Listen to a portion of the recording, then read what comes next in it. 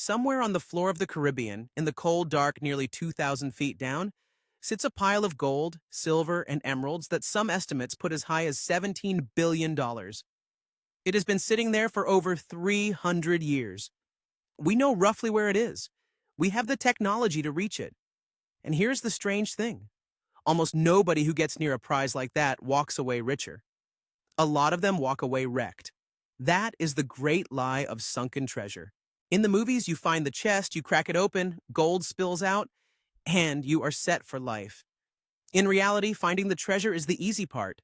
Keeping it is where dreams go to die. Because the moment you actually pull a fortune off the seabed, you have not solved your problems.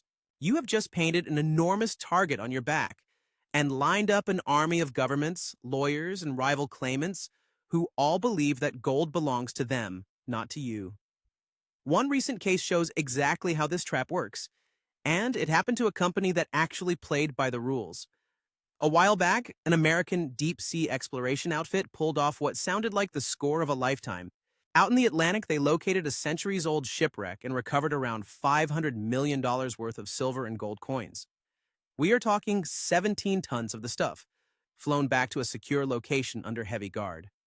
$500 million hauled up from the bottom of the ocean. For a brief moment, they looked like the most successful treasure hunters in modern history. Then, Spain showed up. The Spanish government looked at those coins and said, in effect, those are ours, and they have been ours for 200 years. Their argument rested on the wreck itself. The ship the coins came from had been a Spanish naval vessel, and there is a powerful principle in international law called sovereign immunity. In plain terms, it means that a country's warship remains that country's property forever.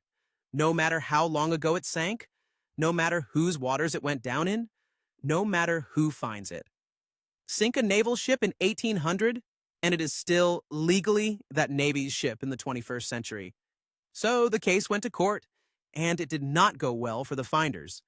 A judge ruled that the treasure had to be handed back to Spain. Not a share of it, not a finder's fee. All of it. Every last coin they had, risked their money and their lives to recover, was ordered returned to a government that had done none of the searching. And then, to twist the knife, the court ordered the company to pay Spain a further sum for how it had handled the whole affair. Years of work, millions of dollars spent, the discovery of the century, and at the end of it, the treasure hunters ended up with nothing but legal bills. The math on that is staggering. They found the gold, lifted it, and had it locked in a vault under armed guard. And they still lost every last bit of it, because of a rule written for ships, not for the people brave or foolish enough to go looking for them. That single principle, sovereign immunity, quietly poisons a huge slice of the entire treasure hunting dream. Think about what the richest wrecks actually are. The legendary ones, the galleons and frigates stuffed with New World gold, were overwhelmingly military ships, or ships sailing under a crown. And that means the most valuable targets on the ocean floor come with an invisible owner already attached. You can spend a decade and a fortune finding one and discover that the law handed it to a foreign government before you ever got wet. Sovereign immunity is only the sharpest of the legal hooks, too. The sea is governed by a thicket of overlapping rules. Coastal nations claim ownership of whatever sinks inside their waters. Courts draw fine distinctions between salvaging a wreck for a reward and simply finding one you get to keep. And which rule applies can flip a fortune from yours to no one's overnight. Stack international treaties on top of clashing national laws, and a single shipwreck can end up answering to 3 or 4 legal systems at the same time. Each one another door waiting to be slammed in a finder's face. The obvious move is to just avoid the warships and hunt some other fortune. But that runs straight into a second wall, because even looking is savagely expensive and usually pointless. People picture treasure hunting as a guy with a metal detector and a dream. The real thing is closer to running a deep sea oil operation. You need research, and lots of it, digging through centuries-old records just to guess where a ship went down. Then come the survey vessels, which cost enormous sums simply to keep at sea. Add side-scan sonar to map the bottom, and remotely operated robots that can work at depths where the pressure would crush a submarine, often more than a mile down in total darkness. Expeditions can burn through millions of dollars a year.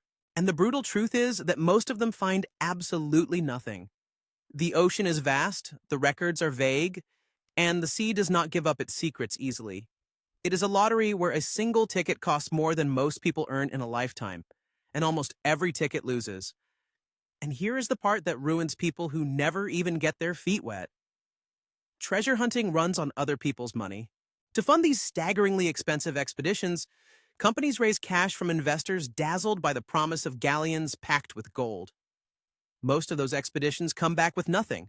The money quietly evaporates into fuel and equipment and salaries, and the investors are left holding shares in a company that mostly found seawater. Over the years, the search for sunken treasure has swallowed enormous amounts of investment capital and handed very little back. You do not even have to find the gold to be wrecked by it. You just have to believe in it hard enough to keep writing checks. This same kind of deadlock is exactly what has frozen that reported fortune off the coast of Colombia, the perfect example of how even the greatest find on Earth can become a nightmare instead of a payday. The ship is a Spanish galleon that went down in a battle more than 3 centuries ago, loaded with gold, silver, and emeralds bound for the Spanish crown. It has been called the Holy Grail of shipwrecks, and when its location was confirmed a few years back, you would think that would be the happy ending. Instead, it set off a war. Not with cannons, but with lawyers. Colombia found it in its own waters and considers it part of the national patrimony.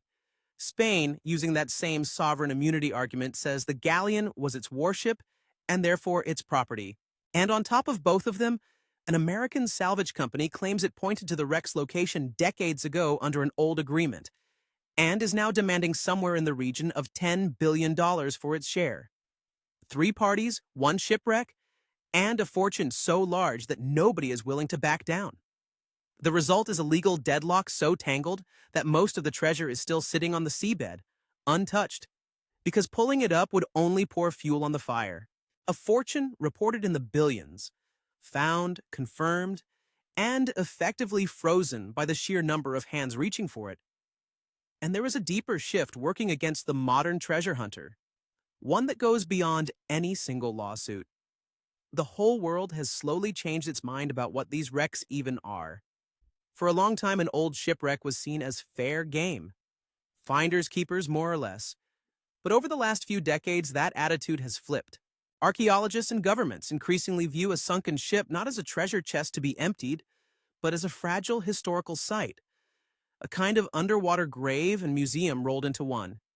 International agreements now push countries to protect these wrecks where they lie rather than let anyone strip them for profit. Under that view, tearing coins out of a 400-year-old ship to sell them off is closer to looting a tomb than striking it rich. So the treasure hunter is not just fighting rival claimants anymore. They are fighting a rising tide of opinion that says this gold should never be sold at all, only studied, preserved, and left largely where it is.